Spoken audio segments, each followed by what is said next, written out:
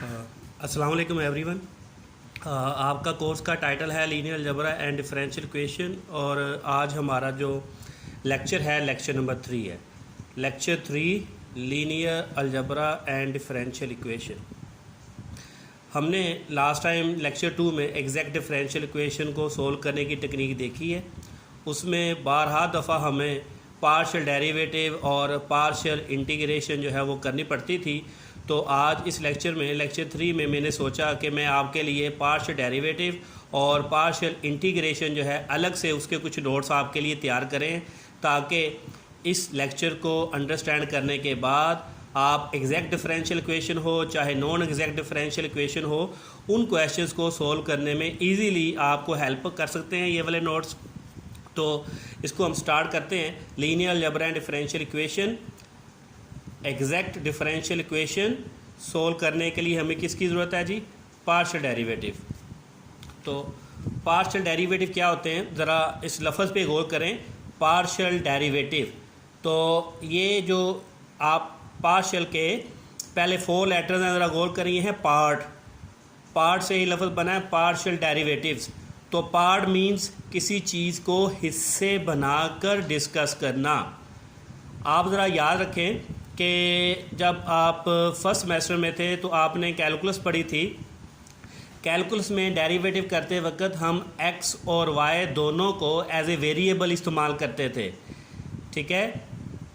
Derivative में calculus semester 1 में जो आपने पढ़ा उसमें x जो कि इंडिपेंडेंट वेरिएबल होता है अबसीसा, और y जो डिपेंडेंट वेरिएबल होता है ऑर्डिनेट, उन दोनों को हम x क्या होता है इंडिपेंडेंट वेरिएबल अबसीसा और y क्या होता है डिपेंडेंट वेरिएबल यानी कि ऑर्डिनेट, लेकिन दोनों को ही हम एज ए वेरिएबल कंसीडर करके डेरिवेटिव्स करते थे। लेकिन यहाँ पे एक वक्त में सिर्फ एक वेरिएबल होगा, बाकी सब कुछ कांस्टेंट होता है। एक वक्त में सिर्फ एक वेरिएबल होता है, बाकी सब कुछ कांस्टेंट होता है।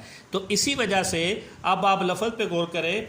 पार्शियल डेरिवेटिव्स मतलब पार्ट हिस्से बनाकर, मतलब जब आप पार्शियल डेरिवेटिव कर रहे होंगे तो उस वक़्त आपने उसके हिस्से डिस्कस करने हैं। मतलब एक वेरिएबल ले रहे हैं तो बाकी सारे जो पार्ट हों, बाकी सारे जो हिस्से हैं, वो बाकी सारी जो अमाउंट हैं वो कांस्टेंट होंगी।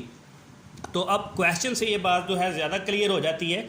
हम पहला जो क्वेश्चन है question 1, find partial F over partial x. मतलब एफ़ को पार्शियल डेरिवेटिव करो विद रिस्पेक्ट टू एक्स।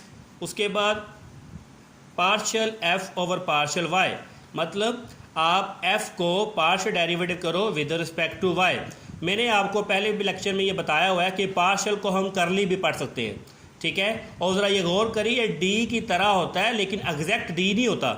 इसको देखिए ज़रा किस तरीके से लिखा हुआ है।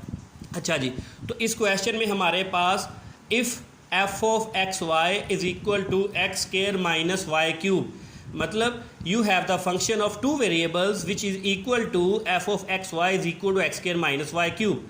तो सबसे पहले तो आप ऐसे करिए, ब्रैकेट के अंदर जो लिखा हुआ है एक्स कोमा वाई फिर ब्रैकेट लगाई है। इसका सिंपल ये मतलब होता है कि आप जो वेरिएबल को, जो फंक्शन को ले रहे हैं उसमें 2 वेरिएबल हैं एक्स और वाई, बाकी इससे ज़्यादा इसका कोई फ़ायदा नहीं है। तो हम इसको ऐसे करते हैं कि इसको ब्रैकेट को हम माइनस कर देते हैं, छोड़ देते हैं, रिमूव करते हैं। Just F is equal to x square minus Y cube. It is the function, it is the given function and now we have to find partial F over partial X. तो partial F over partial x मतलब कि partial F over partial x के हम इस sense में ले रहे हैं कि एफ़ को अब हम एक्स के लिहाज से डेरिवेटिव करने जा रहे हैं, मतलब एक्स को वेरिएबल मान रहे हैं, बाकी सब कुछ कांस्टेंट होगा partial F over partial x करते वक्त।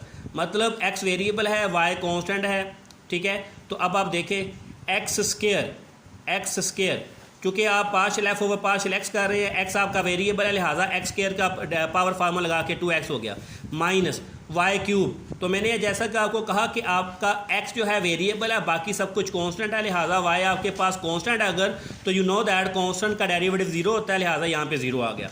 तो अमाउंट आपके पास आ गई partial F over partial x which is equal to 2x। Now you can write the function again, f is equal to x square minus Y cube. अब हमने जो दूसरा डेरिवेटिव है partial F over partial y, उसकी तरफ move करना है। तो एफ इज़ इक्वल टू, मतलब फंक्शन आपने दोबारा लिख लिया, partial F over partial y which is equal to, अब आप देख लें ये क्या लिखा हुआ है मैंने, Y means this time you are taking Y as a variable and X as a constant. तो partial F over partial Y is equal to, आप वाई के लिहाज से कर रहे हैं, एक्स आपका कांस्टेंट है, तो कांस्टेंट चीज़ का जो डेरिवेटिव होता है वो ज़ीरो हो गया, ठीक है। उसके बाद minus Y cube, power formula use करें 3y², और लिहाजा partial F over partial y जो आपके पास -3y² आ गया। तो हमने दो चीज़ें फाइंड करनी थी, partial F over partial x, partial F over partial y. तो मैंने पहले ये बिल्कुल आसान क्वेश्चन लिखा है ताकि आपको बेसिक जो पार्शियल डेरिवेटिव का तरीका का है क्वेश्चन सोल्व करने के लिए उसको हम देख सकें। अब हम थोड़ा सा मुश्किल क्वेश्चन जो है वो देखते हैं ताकि आहिस्ता आहिस्ता ये जो हमारा जो पार्शियल डेरिवेटिव्स के आइडियाज़ हैं इसको सोल्व कर सकें। तो आगे क्वेश्चन जो नेक्स्ट क्वेश्चन है,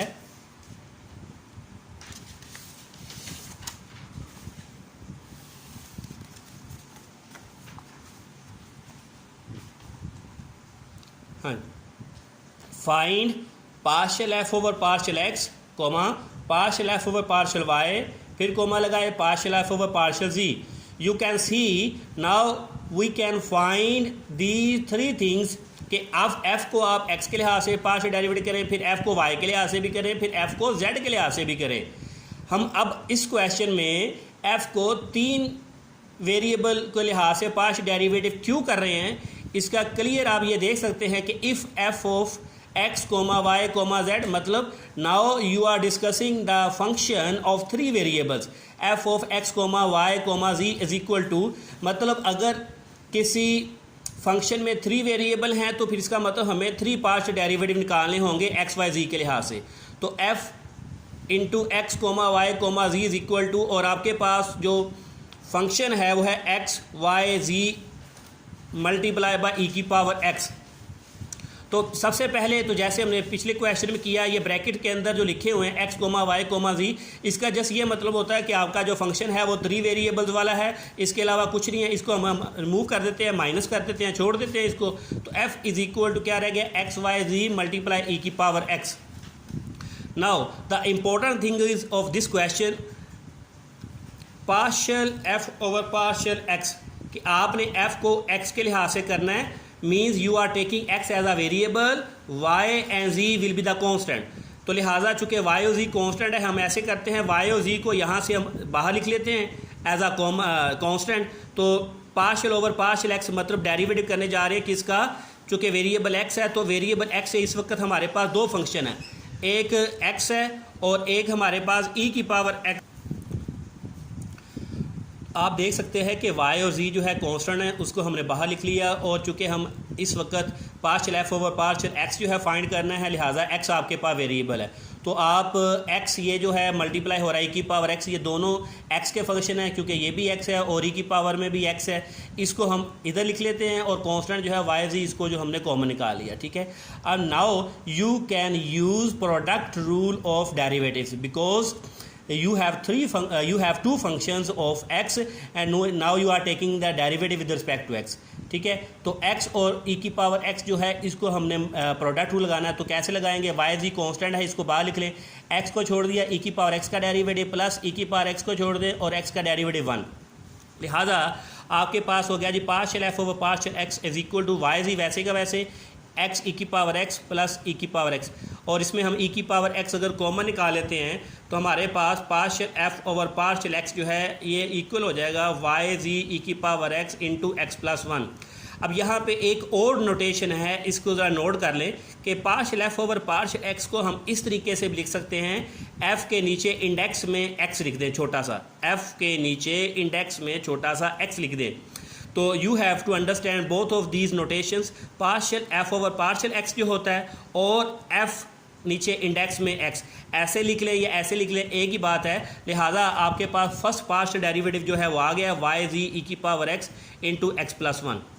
नाउ चूँकि हमने यहाँ पे तीन डेरिवेटिव निकालने हैं, अब दोबारा फंक्शन को लिखें, जो गिवन फंक्शन है उसको आपने अगेन लिख लिया। और चूँकि अब आपने वाई के लिहाज से करना है, y के लिहाज से करना है, तो अब आपके पास x और z जो हैं ये कांस्टेंट होंगे, तो लिहाजा x भी साइड पे लिख लें, z भी साइड पे लिख लें, e की पावर x भी साइड पे लिख लें। ये सारी की सारी जो अमाउंट है ये कांस्टेंट है। और वेरिएबल आपके पास जस्ट क्या है, y, क्योंकि आप y के लिहाज से करना चाह रहे हैं। तो partial f over partial y is equal to x multiply z multiply e की power x। Partial over partial y मतलब आपने partial derivative with respect to y apply कर दिया, उसके बाद x z e की पावर x, और y का derivative with respect to y 1 होगा। तो लिहाजा आपके पास आंसर जो है f के नीचे इंडेक्स में अब y लिखेंगे, क्योंकि ये partial derivative of x with respect to y है, which is equal to partial f over partial y which is equal to x z e की पावर x। तो ये हमारे पास ये जो हमारा आंसर आ रहे हैं इसको मैं ऐसे बॉक्स में लिखे जा रहा हूँ। First partial derivative with respect to x ये था, second partial derivative with respect to y ये था। नाउ अब हमने क्या करना जी, थर्ड पार्शियल डेरिवेटिव जो है with respect to z find करना है, वो देखें।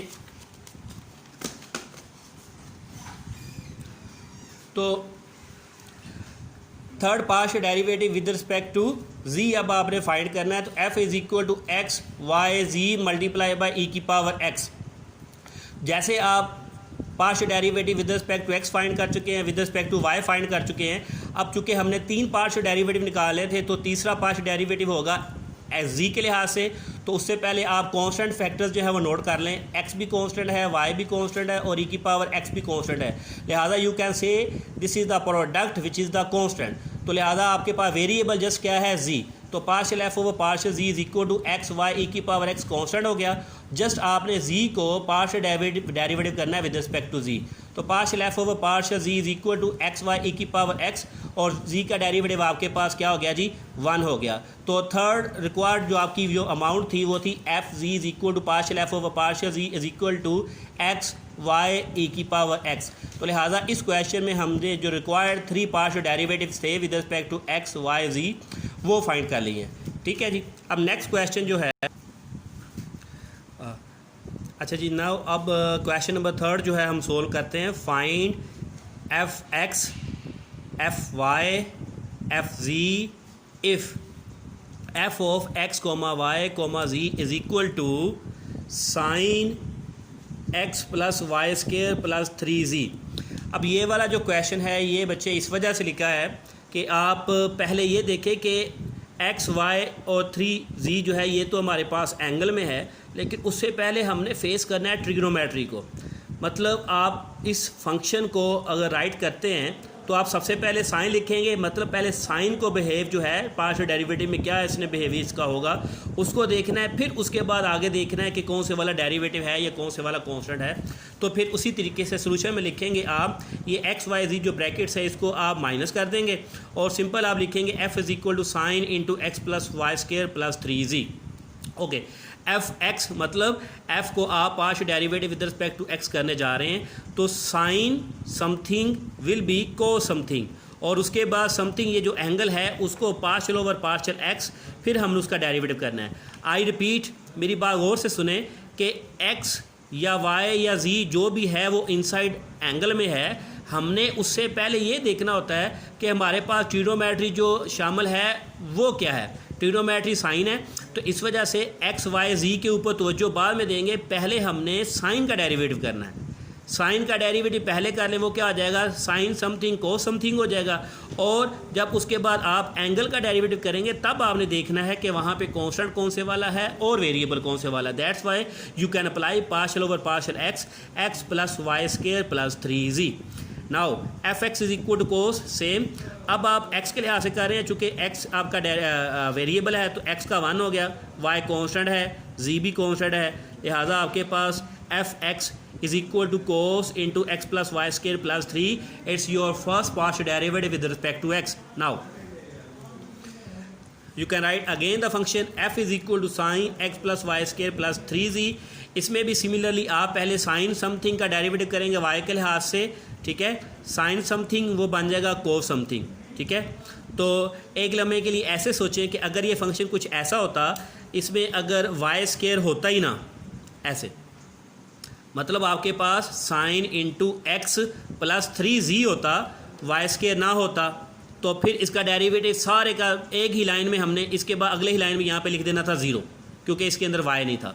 लेकिन अब चूँकि हमने partial derivative with respect to y करना है और y इसके अंदर भी है, तो सारी अमाउंट का डेरिवेटिव ज़ीरो नहीं होगा, बल्कि इस तरीके से करेंगे साइन का पहले डेरिवेटिव कोस हो जाएगा, ओके, और उसके बाद partial over partial y apply किया किसके ऊपर, एंगल के ऊपर। Now x plus Y square plus 3z। अब y इज इक्वल टू, ये वैसे का वैसे लिख लें, x चूँकि आप y के लिहाज से कर रहे हैं तो x का डेरिवेटिव ज़ीरो हो गया, और वाई स्क्वायर के लिहाज से y का पावर फार्मूला अप्लाई कर लिया, और z आपके पास जो है कांस्टेंट है क्योंकि आप y के लिहाज से कर रहे हैं, और 3 भी कांस्टेंट है, 3z, ये सारी अमाउंट कांस्टेंट होगी, कांस्टेंट मल्टीप्लाई बाय कांस्टेंट, तो ओवरऑल कांस्टेंट, ये भी इसका जवाब ज़ीरो हो गया। लिहाजा आपके पास वैल्यू जो है यहाँ से जस्ट बनेगी 2y। तो आप 2y को शुरू में लिख लें, f y is equal to 2y into cos x plus Y square plus 3z। It's your second partial derivative with respect to y। अब हम थर्ड वाला जो हमने फाइंड करना है विद रिस्पेक्ट टू z, उसकी तरफ मूव करते हैं जी।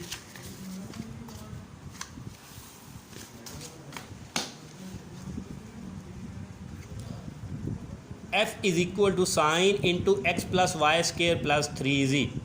ठीक है जी, ये फंक्शन को दोबारा लिख लिया आपने। अब आप करें partial F over partial z, means f z is equal to same उसी तरीके से साइन समथिंग कोस समथिंग हो जाएगा। पार्शियल ओवर पार्शियल जी करेंगे, एंगल सारा लिखेंगे, एफ जी कोस, अब इसका करेंगे एक्स भी कांस्टेंट है, वाई भी कांस्टेंट है, और 3z, जी का डेरिवेटिव 1 हो गया, 1 को 3 के साथ मल्टीप्लाई करेंगे तो 3 आ जाएगा, इसको हमने शुरू में लिख लिया, तो ये आपका थर्ड पार्शियल डेरिवेटिव आ गया। ठीक है जी। अब यहाँ पे एक इम्पोर्टेंट चीज़ मैं आपको बताना चाह रहा हूँ। देखिए, अगर f के नीचे एक वेरिएबल है, जैसे कि यहाँ पे इसमें z है, ठीक है, तो इसको बोलते हैं first order partial derivative. First order partial derivative, I repeat, कि जब f के नीचे इंडेक्स में सिर्फ एक अल्फ़ाबेट होगा उसको फर्स्ट ऑर्डर पार्शियल डेरिवेटिव कहते हैं। अगर z के साथ, z के साथ कोई और भी अगर अल्फ़ाबेट आ जाएगा, मतलब एक और लिखा होगा, उसको बोलेंगे सेकंड ऑर्डर। अभी तक हम जितने भी कर रहे हैं, अभी तक इस लेक्चर में जितना भी काम किया है, हमने first order partial derivative find किया है। Now we are moving to find the second order partial derivative. अब सेकंड ऑर्डर पार्शियल डेरिवेटिव क्या है जी? फाइंड एफ एक्स एक्स, मतलब f को 2 दफ़ा पार्शियल डेरिवेटिव करें x के लिहाज से। पहले x लिखें, फिर x लिखें, फिर f एक्स वाई, फिर f y x, फिर f y y। लिहाजा आप कह सकते हैं कि हमने इस क्वेश्चन में 4 पार्शियल डेरिवेटिव फाइंड करने हैं। कितने? 1 2 3 4। इस क्वेश्चन में 4 पार्शियल डेरिवेटिव फाइंड करने हैं, और इन चारों का जो ऑर्डर है वो है 2, क्योंकि f के नीचे हमारे पास 2 अल्फ़ाबेट है, इसके नीचे भी 2 है, इसके नीचे भी, इसके नीचे भी, और इसके भी नीचे भी।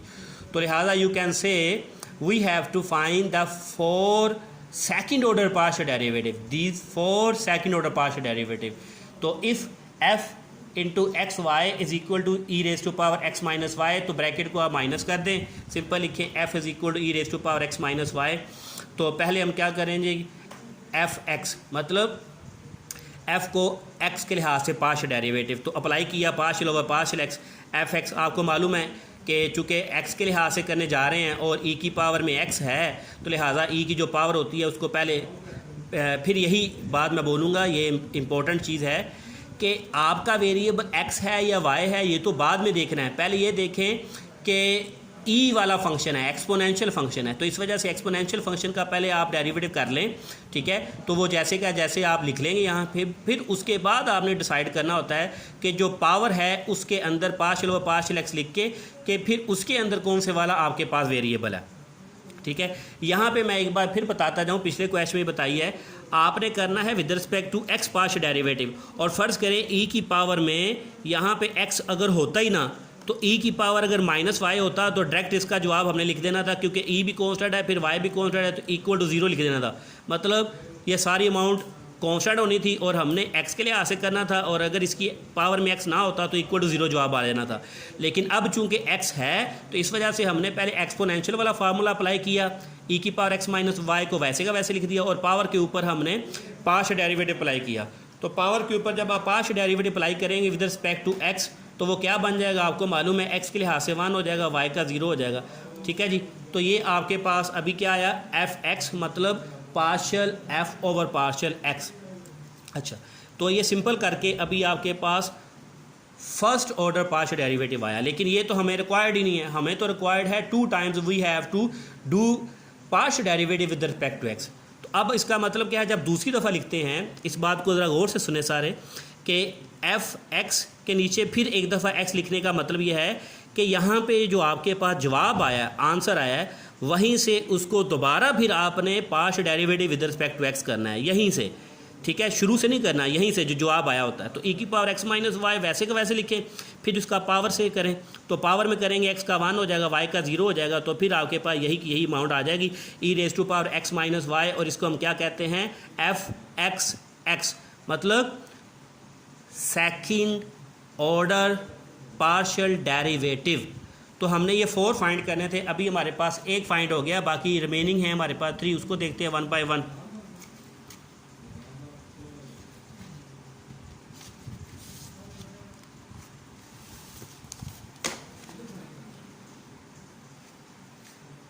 हाँ जी, दोबारा फिर ये मैंने लिखा है एफ एक्स, आप पिछले वाले पेज के ऊपर देख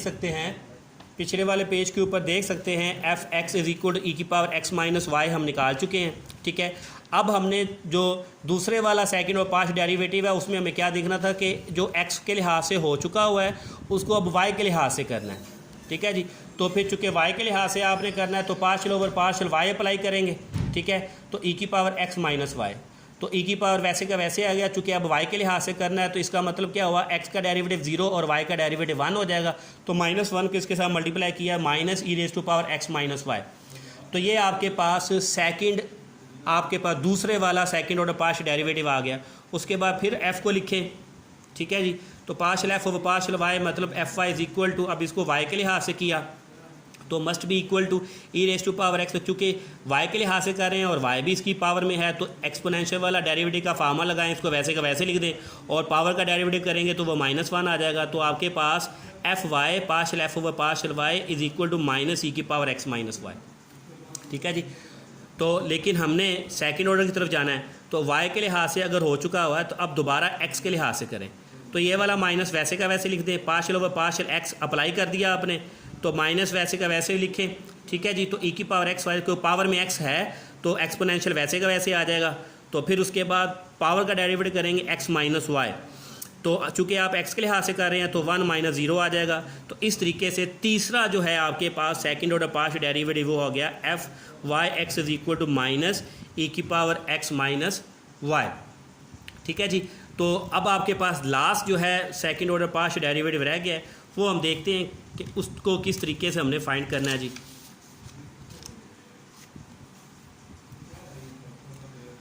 अच्छा जी, हाँ आप देख सकते हैं कि एफ वाई हमने फाइंड कर लिया हुआ है माइनस ई की पावर एक्स माइनस वाई। पिछले पेज पे आपने देखा एफ वाई जो है कि फंक्शन को partial derivative with respect to Y which is equal to minus E की पावर एक्स माइनस वाई। लेकिन अगर आपने 2 टाइम वाई के लिहाज से करना है तो इसी को, चूँकि एक दफ़ा तो पहले ये वाई के लिहाज से हो चुका हुआ है, इसी को आगे फिर अगर वाई के लिहाज से करते हैं तो partial over partial y apply करें ई की पावर एक्स माइनस वाई, तो माइनस चूँकि पावर में वाई है तो एक्सपोनेंशियल वैसे का वैसे आ जाएगा।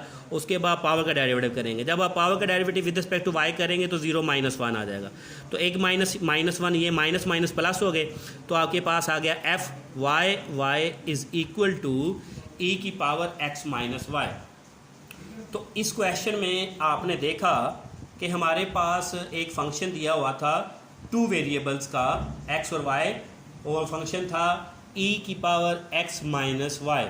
तो हमने उसके 4 second order partial derivative find किए। ठीक है, वो कौन से वाले थे, f x x, f x y, f Y x और एफ वाई वाई। ठीक है जी, तो अब हम आगे थोड़ा सा डिफ़िकल्ट क्वेश्चन लिखते हैं ताकि मज़ीद जो है ये आइडियाज़ हमारे जो है सॉलिड हो जाएं, हमें अच्छे तरीके से इनकी समझ आ जाए। तो अब आगे क्या है जी, देखिए ज़रा, ये मैंने थोड़ा मुश्किल लिया है क्वेश्चन। फाइंड एफ एक्स मतलब फर्स्ट ऑर्डर पार्शियल डेरिवेटिव निकालना है एफ एक्स और एफ वाई, जबकि आपके पास फंक्शन जो है F into X comma Y is equal to sine inverse E की power x square plus Y square. ये थोड़ा डिफ़िकल्ट फंक्शन लिया है ताकि आइडियाज़ क्लियर होते जाएँ। तो पहले आप सबसे पहले ये ब्रैकेट को रिमूव करते हैं, तो F is equal sine inverse E की power x square plus Y square आ जाएगा जी। उसके बाद आपने एफ एक्स मतलब फंक्शन को विद रिस्पेक्ट टू एक्स अगर डेरिवेटिव करना है और आप देख रहे हैं कि इसके अंदर एक्स भी है, तो साइन इनवर्स समथिंग, इसका अगर फार्मूला अगर आप याद करें तो वो क्या आता है, साइन इनवर्स का 1 ओवर स्केयर रूट में 1 माइनस समथिंग का स्केयर, तो इस चीज़ का हमारे पास स्केयर आ जाएगा। ठीक है जी। उसके बाद partial over partial x apply करें क्योंकि हम एक्स के लिहाज से कर रहे हैं। फिर उसके बाद अभी भी हमारी तवज्जो वेरिएबल के ऊपर नहीं है, बल्कि हम देखेंगे चूँकि ई की पावर में है और पावर में एक्स है वेरिएबल, तो एक्सपोनेंशियल जो है उसका वही का वही डेरिवेटिव होता है, तो उसको हमने लिख लिया। फिर उसके बाद पावर के ऊपर जब आप अप्लाई करेंगे तो यहाँ पे आपने ये डिसाइड करना है, चूँकि वेरिएबल तो एक्स है और वाई कांस्टेंट है, तो इसका डेरिवेटिव हो जाएगा 2x और इसका डेरिवेटिव हो जाएगा 0। तो लिहाजा सिंपल करने से 2x मल्टीप्लाई दिस, तो 2x मल्टीप्लाई ई की पावर एक्स के plus Y square over this square root. तो ये आपके पास थोड़ा सा डिफ़िकल्ट फंक्शन लिया हुआ था हमने। ठीक है, आई रिपीट, मैं इसको दोबारा बोलता हूँ। देखें, साइन इनवर्स समथिंग का डेरिवेटिव क्या होता है, 1 ओवर 1 माइनस समथिंग का square, partial over partial x, उसके बाद समथिंग जो है उसका derivative with respect to x अभी जस्ट अप्लाई किया है, और उसके बाद आपको मालूम है कि एक्सपोनेंशियल वाला जो होता है उसको वैसे का वैसे लिख लेते हैं, और फिर पावर के ऊपर आपने विद रिस्पेक्ट टू एक्स जो है पार्शियल डेरिवेटिव जो है अप्लाई करना। ठीक है जी। और यहाँ पे चूँकि एक्स आपके पास जो है वेरिएबल है और वाई कांस्टेंट है, तो एक्स स्केयर का क्या हो जाएगा 2x और वाई स्केयर का क्या हो जाएगा 0। तो एक्स स्केयर जो है उसका 2x डेरिवेटिव बन गया, ई की पावर एक्स के प्लस वाई स्केयर इसको वैसे लिख लिया, और वाई स्केयर का डेरिवेटिव क्या था 0, उसका कोई फ़ायदा नहीं है, और नीचे स्केयर रूट जो है हमने वैसे का वैसे लिख लिया। ठीक है, तो अभी तो आपके पास ये क्या आया जी, पहला first order partial derivative with respect to X आपने फाइंड किया। ठीक है जी।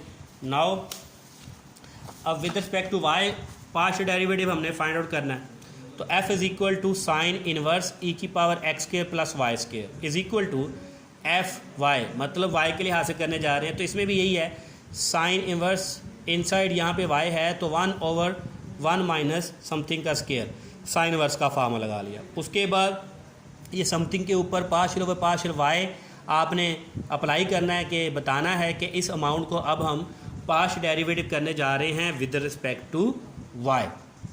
ठीक है जी। तो पार्शियल ओवर पार्शियल y जो है ये इसके ऊपर अप्लाई कर दिया, तो एफ वाई ये वैसे का वैसे ही, तो आपको पता है चूँकि y के लिहाज से कर रहे हैं और की पावर में y है, तो इसका पार्शियल डेरिवेटिव करेंगे तो इसको सेम वैसे का वैसे लिख देंगे, और उसके बाद पावर के ऊपर फिर हमने partial over partial y apply करना है, तो f y is equal to, हाँ जी, तो एक्स स्केयर का अब डेरिवेटिव जो है इसका डेरिवेटिव क्या है जी 0 हो जाएगा, और चूँकि y के लिहाज से कर रहे हैं इसका डेरिवेटिव क्या बनेगा 2y बनेगा, तो 2y इज़ इक्वल टू ई की power x square plus Y square. ठीक है जी, और डिवाइडेड बाय 1 माइनस ये जो स्केयर रूट वाली अमाउंट है सारी। ठीक है, तो इस तरीके से आपने देख लिया कि हमने एक थोड़ा डिफ़िकल्ट फंक्शन लिया है और उसका भी हमने पार्शियल डेरिवेटिव किस तरीके से फाइंड करने हैं विद रिस्पेक्ट टू एक्स और विद रिस्पेक्ट टू वाई। अब थोड़ा हम मूव करते हैं पार्शियल इंटीग्रेशन की तरफ। तो नाम से ही ज़ाहिर है पार्शियल इंटीग्रेशन कि जब आप इंटीग्रेशन कर रहे होते हैं तो एक वक्त में एक वेरिएबल होगा, बाकी सब कुछ जो होता है वो कांस्टेंट कंसीडर किया जाता है। तो उसके लिए हमारे पास ये क्वेश्चन है, क्वेश्चन में है जी इंटीग्रल साइन है 2x वाई स्केयर प्लस 3 ई की पावर माइनस एक्स, और ये सारा लिखा हुआ है पार्शियल y, मतलब इस क्वेश्चन में इंटीग्रेशन करें आप विद रिस्पेक्ट टू y। तो हम लेट कर लें पहले i इज़ इक्वल टू, उसको वैसे का वैसे लिख लिया। अब चूँकि आपने इंटीग्रेशन करनी है विद रिस्पेक्ट टू y, तो कांस्टेंट कौन से वाला हुआ जी, कांस्टेंट आपके पास है x, तो इस वजह से हम कांस्टेंट को यानी कि x को बाहर लिख सकते हैं, 2 को भी बाहर लिख सकते हैं, जस्ट इंटीग्रल साइन अप्लाई करें y के ऊपर क्योंकि y आपका वेरिएबल है पार्शियल y, प्लस 3 भी कांस्टेंट है, ई की पावर माइनस एक्स भी कांस्टेंट है, इसको बाहर लिख लें, जस्ट 1 की इंटीग्रेशन करें with respect to y is equal to 2x। अब इसके ऊपर पावर फार्मूला लगाएं इंटीग्रेशन का, तो वाई स्केयर क्या हो जाएगा जी वाई क्यूब बाई 3 प्लस 3 ई की पावर माइनस एक्स वैसे का वैसे, 1 की इंटीग्रेशन क्या होगी जी वाई, प्लस चूँकि इस वक्त हम सारी पार्शियल इंटीग्रेशन कर रहे हैं विद रिस्पेक्ट टू वाई, तो हमें सम फंक्शन ऑफ एक्स को ऐड करना पड़ेगा। ये सबसे इम्पोर्टेंट चीज़ है यहाँ पे कि जब आप सिंपल इंटीग्रेशन करते हैं तो उस वक्त सम कांस्टेंट ऑफ इंटीग्रेशन सी जो होता है उसको ऐड करते हैं, लेकिन जब आप integration with respect to y कर रहे होते हैं, मतलब partial integration with respect to y, तो उस वक्त वाई आपका वेरिएबल है, एक्स आपका कांस्टेंट है। तो इस वजह से सम कांस्टेंट ऑफ इंटीग्रेशन सी जो होता है उसकी जगह पे हमने फिर क्या करना होता है, H of x. H of x क्यों लिख रहे हैं उस सी की जगह पे, क्योंकि हम सिंपल इंटीग्रेशन नहीं कर रहे, हम पार्शियल इंटीग्रेशन कर रहे हैं विद रिस्पेक्ट टू वाई, और विद रिस्पेक्ट टू वाई करने का मतलब ये हुआ कि वाई वेरिएबल है तो एक्स कांस्टेंट है, इस वजह से कांस्टेंट एक्स का कोई फंक्शन ऐड करना होगा। That's why you can say I is equal to 2/3 x y cube plus 3 e की power minus x y plus h of x, it's your required answer. ठीक है जी। अब आगे हम एक क्वेश्चन करते हैं, इंटीग्रेशन करते हैं विद रिस्पेक्ट टू एक्स।